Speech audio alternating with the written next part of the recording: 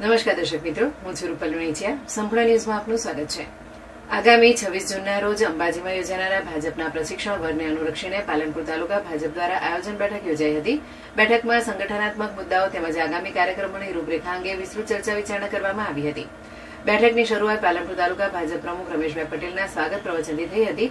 તેમણે કાર્યકર્તાઓને પક્ષના આગામી કાર્યક્રમોની માહિતી આપી દરેક કાર્યક્રમનું સચોટ અને સમયસર રિપોર્ટિંગ એટલે કે સરળ એપ મારફતે કરવાની અપીલ કરી હતી.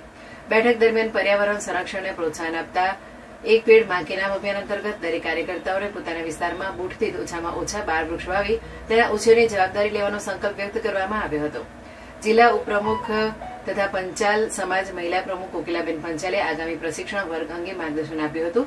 આ પ્રસંગે તાલુકા ભાજપના મહામંત્રી રમેશભાઈ રાતડા, કમલેશજી ઠાકોર, મનુભાઈ હાજીપુરા, મોતીભાઈ જુઆ, કીર્તિભાઈ મેવાડા, અમીશપુરી ગોસ્વામી, જગદીશભાઈ પટેલ સહિત તાલુકા અને જિલ્લા પંચાયતના ડેલિગેટ્સ, શક્તિ કેન્દ્રના સંયોજકો અને મોટી સંખ્યામાં કાર્યકર્તાઓ ઉપસ્થિત રહ્યા હતા.